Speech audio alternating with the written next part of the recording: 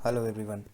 आज की इस वीडियो में मैं आप लोगों से बात करना चाहता हूँ नेशनल रिक्रूटमेंट एजेंसी के बारे में, और जिससे कि हम लोग जान पाएंगे कि देश में फ्यूचर क्या रहने वाला है गवर्नमेंट जॉब्स का।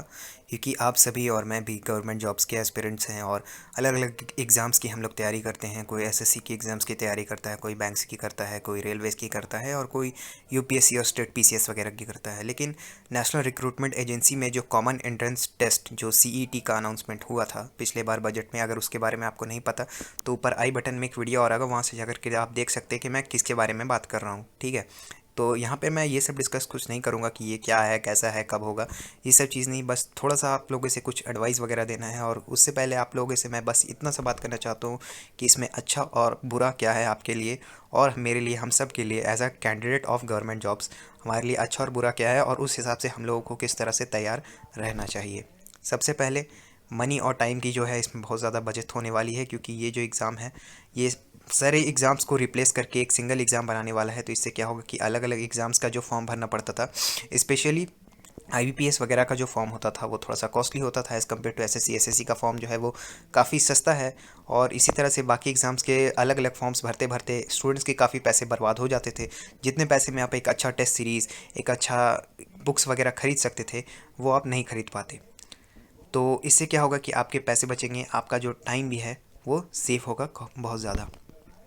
नेक्स्ट है कि आप स्ट्रेस से बचिएगा। देखिए जनरली होता क्या है कि एग्ज़ाम का जो सेंटर होता है, ज़्यादातर लोगों के साथ ये केस होता है कि वो सेंटर या तो उनके घर से काफ़ी दूर होता है या फिर एक अलग ही शहर में होता है, उससे दूसरे शहर में जाना पड़ता है।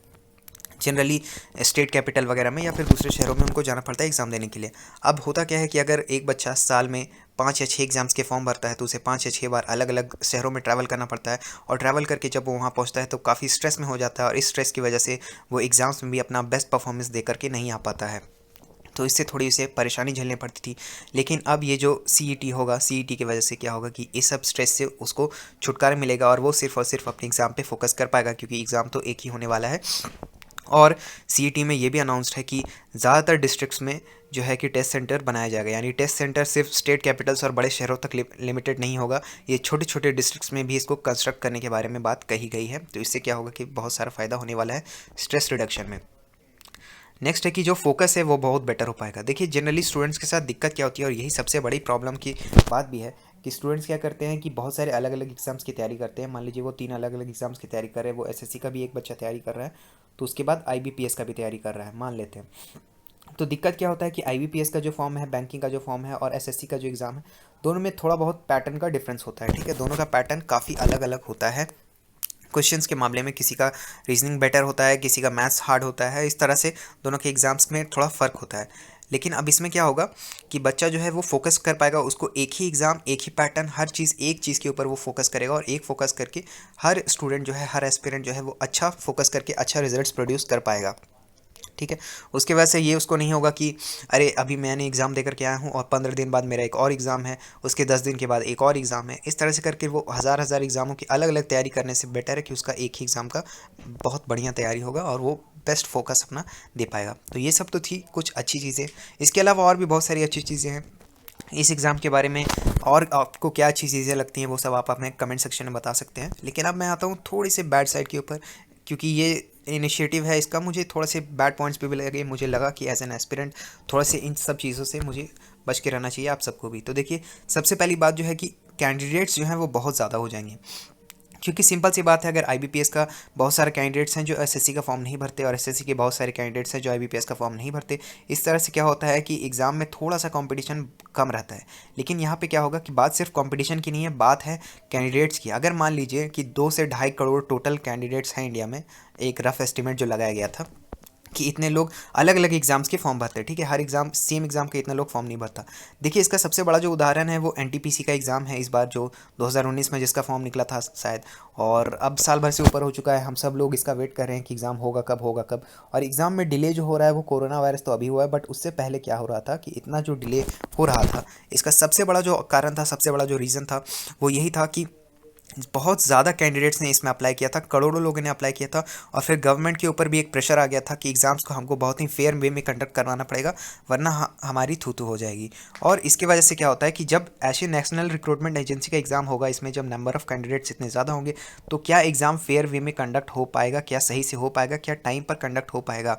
ये बहुत बड़े चैलेंजिंग टास्क होगा गवर्नमेंट के लिए।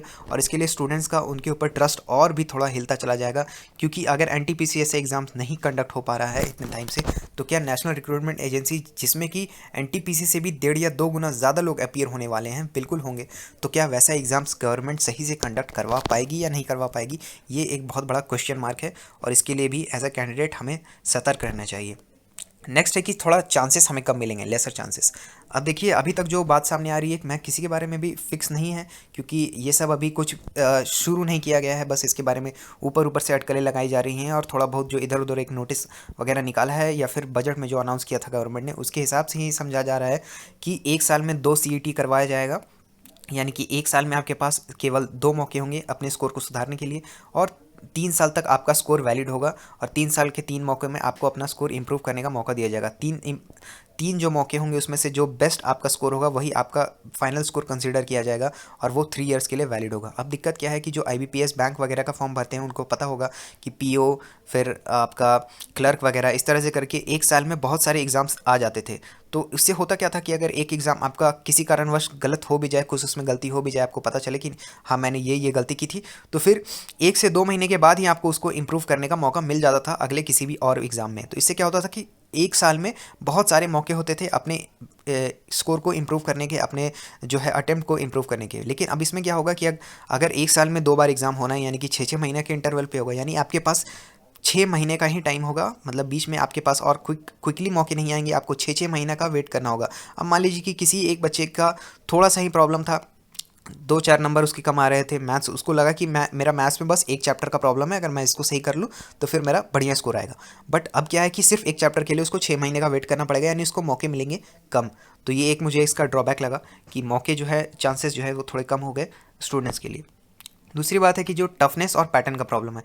अब देखिए, होता क्या है कि एसएससी के एग्ज़ाम्स और बैंक के एग्ज़ाम्स में थोड़ा बहुत डिफरेंस होता है, थोड़ा बहुत नहीं, थोड़ा ज़्यादा ही डिफरेंस होता है कि दोनों के एग्जाम के क्वेश्चंस के जो पैटर्न होते हैं और क्वेश्चंस का जो लेवल होता है, दोनों में अलग अलग होता है। किसी में सेक्शनल कट ऑफ होता है, किसी में नहीं होता है, किसी में थोड़ा अच्छा लेवल का रीजनिंग होता है, किसी में थोड़ा जनरल लेवल का रीजनिंग होता है। तो अब स्टूडेंट्स के साथ दिक्कत क्या होगा कि जो स्टूडेंट हमेशा से लास्ट 1 साल से या 2 साल से एसएससी एग्ज़ाम्स की प्रिपरेशन करा था, अगर उसको ऐसा कोई एग्ज़ाम्स दिया जाता है जो कि आईबीपीएस और एसएससी और रेलवे सबको कंबाइन करके बनाया गया है, तो ऑब्वियस सी बात है कि उसका जो पैटर्न होगा वो एक खिचड़ी होगी, जो कि है आईबीपीएस के लेवल से थोड़ा बहुत मैच करेगा, थोड़ा एसएससी के लेवल से मैच करेगा, थोड़ा रेलवे के लेवल से मैच करेगा। तो आखिरकार जो क्वेश्चंस होगा किस तरह का होगा, इसके लिए तैयारी करने में स्टूडेंट्स को बहुत ज़्यादा दिक्कत आएगी, उनको समझ नहीं आएगा, क्योंकि पैटर्न काफ़ी डिफरेंट होता है। आप लोगों ने जिन्होंने एग्ज़ाम दिया है, जो क्वेश्चंस वगैरह देखे हैं, मैंने क्वेश्चंस वगैरह देखे, तब मुझे समझ में आता है कि जो पैटर्न है जो काफ़ी डिफरेंट है। हालांकि सिलेबस सेम है, सब में आपको वही 4 सब्जेक्ट की तैयारी करनी है, लेकिन सब में पैटर्न का थोड़ा डिफरेंस होता है। और जब पैटर्न मिला करके एक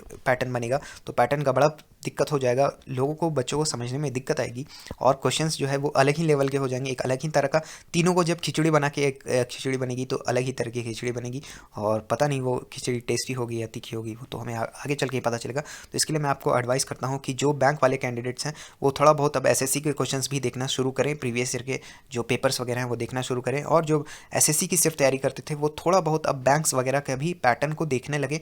मैं ये नहीं कह रहा हूँ कि आप बैंक की तैयारी करनी शुरू लग जाइए, आप जो है बस उसका क्वेश्चंस को देख करके रहिए, क्योंकि फाइनली जो एनआरए का सीईटी होने वाला है, वो सीईटी किस तरह का होगा, ये दोनों के मिला जुला कर ही बनाया जाएगा, ताकि दोनों के कैंडिडेट्स उसको देने वाले हैं। तो इसीलिए आप बस अब इसमें एक चीज़ में स्टिक करके मत रहिए। हाँ, तैयारी आप अगर एसएससी का करना चाहते हैं तो बिल्कुल उसका ही करिए, लेकिन थोड़ा बहुत आप बैंक्स के क्वेश्चंस को भी अब देखते रहिए, ताकि आपको अचानक से झटका ना लगे जब एग्ज़ाम आए तो। नेक्स्ट है कि एजेंसी का क्या रोल रहेगा। ये सबसे बड़ा मुझे इसमें ड्रॉबैक लगता है कि एसएससी, आरआरबी, आईबीपीएस, ये सब जो एजेंसीज होती है, इसका क्या रोल रहेगा, क्योंकि गवर्नमेंट ने बोल रखा है कि जो फाइनल सिलेक्शन होगा वो एजेंसी ही करवाएगी, यानी एसएससी की जॉब्स हैं वो एसएससी के ही हाथ में रहेंगे, यानी एसएससी जो सुस्त है वो सुस्त ही रहने वाला है, क्योंकि फाइनल एग्ज़ाम और फाइनल चीज़ें जो है वो इसके हाथ में ही है, और ये कितना जल्दी जल्दी काम करवाता है वो एसएससी वाले कैंडिडेट्स जानते ही हैं। दूसरी बात, आरआरबी, आईबीपीएस के साथ भी यही कहानी है कि फाइनल सिलेक्शन उन्हें ही करना है, लेकिन अब फाइनल सिलेक्शन में क्या होगा, उनका रोल क्या रहेगा, ये अभी तक कुछ भी क्लियर नहीं है, तो स्टूडेंट्स को इसमें भी प्रॉब्लम है। जैसे कि सीजीएल में क्या होता है कि सीजीएल का मेंस का एग्ज़ाम होता है, उसके बाद एक डिस्क्रिप्टिव पेपर होता है, फिर कंप्यूटर का टेस्ट वगैरह होता है, बहुत सी चीज़ होती है। तो अब यहाँ पे क्या होगा कि सीधा क्या इसमें किया जाएगा, क्या सीधा सारा स्कोर के बेसिस पे ही उसको सीधा टाइपिंग ले लिया जाएगा और उसके बाद उसका एग्ज़ाम हो जाएगा, या फिर स्कोर के बेसिस पर उसको मेंस दिया जाएगा, फिर वो मेंस देगा, फिर डिस्क्रिप्टिव देगा और फिर वो टाइपिंग का एग्ज़ाम देगा। तो प्रोसेस तो फिर से लंबा ही रह गया, प्रोसेस छोटा नहीं हो पाएगा। तो ये क्या रहेगा इसके बारे में कुछ अभी तक क्लियर नहीं हो पाया है, तो ये भी एक प्रॉब्लम है। लेकिन मैं आपको बस यही एडवाइस करूँगा कि अब आप दूसरे एग्ज़ाम्स के भी प्रीवियस ईयर के पेपर थोड़ा देखना शुरू करिए, धीरे धीरे अपने आप को ढाल लीजिए कि आप किसी भी तरह के एग्ज़ाम्स को फेस कर पाएँ। यानी कि आपको जो 4 सब्जेक्ट्स हैं वो थोड़े अच्छे से पढ़ने हैं। सिर्फ ये नहीं करना कि आपको बस ट्रिक देखते रहना है, कॉन्सेप्ट्स के ऊपर भी ध्यान देने। और अगर आप सिर्फ कॉन्सेप्ट्स ही देखते हैं तो थोड़ा बहुत अगर आपको ट्रिक्स भी मिलते हैं कहीं पर तो उसको देखते रहिए, क्योंकि अब क्या रहने वाला है एग्ज़ाम का पैटर्न, क्योंकि बैंक में थोड़ा सा ट्रिक ज़्यादा लगाना पड़ता है और एसएससी के जो सवाल होते हैं जो कॉन्सेप्चुअल ज़्यादा होते हैं, तो इस तरह का आपको अपने आप को थोड़ा अडेप्ट करते रहना चाहिए धीरे धीरे। अब फाइनल बात यह है कि ये जो पैटर्न है एनआरए का, सीईटी का, ये कब से लागू होने वाला है, कब से इसका एग्ज़ाम्स दिखेगा और कब से ये जो एसएससी, रेलवे, बैंकिंग, ये सब का अलग अलग एग्ज़ाम होता था ये हटना शुरू हो जाएगा। तो देखिए अभी तो पूरा पैंडेमिक का ही सिचुएशन चल रहा है, उसके बाद मुझे लगता है कि 6 से 7 महीना या 8 महीना इसको लगेगा बनाते बनाते, कंस्टिट्यूट करते करते। तो अगर नेक्स्ट ईयर ये सब शुरू भी हो जाता है तो मुझे लगता है कि जो एग्ज़ाम्स वगैरह हैं वो 2021 के लास्ट से या फिर बेस्ट केस में 2022 से ही एनआरए और सीईटी वाला सिस्टम लागू होने वाला है। तो खास करके वैसे कैंडिडेट जो बहुत आगे के एग्जाम्स को टारगेट कर रहे हैं, बहुत से लोग मुझे कमेंट करते हैं कि मैं 2022 वाले एग्जाम की तैयारी कर रहा हूँ, 2021 वाले एग्जाम की तैयारी कर रहा हूँ। तो 2022 वाले जो बहुत आगे के एग्जाम्स को टारगेट करें वो ज़रूर इस चीज़ का ध्यान रखें कि सिर्फ और सिर्फ एक एग्जाम्स को ना देखें, उसके अलावा जो दूसरे जो है, जैसे कि अगर जो एसएससी को टारगेट कर रहा है वो एनटीपीसी और आईबीपीएस इस तरह के भी क्वेश्चंस को एक बार थोड़ा देखता चले, थोड़ा बस अपने आप को पैटर्न के हिसाब से ढालता चला जाए, क्योंकि आगे सीईटी का क्या पैटर्न रहेगा, स्पेशली जो पहली बार इसका एग्ज़ाम देंगे उनके साथ बहुत बड़ा प्रॉब्लम होने वाला है इस पैटर्न को लेकर के। तो इसीलिए वो अपने आप को बस इसके लिए रेडी रखें। हालांकि ये नियर फ्यूचर में तो नहीं होने वाला, कम से कम अभी 1 से 1.5 साल ये दूर है। तो बस यही था इस वीडियो में, मुझे इतना ही बात करना था, इसके अलावा कोई बात नहीं करना था। वीडियो अगर अच्छा लगा हो तो वीडियो को लाइक कर दीजिएगा, चैनल को सब्सक्राइब भी कर दीजिएगा। मेरा नाम है ऋषिकेश। जय हिंद।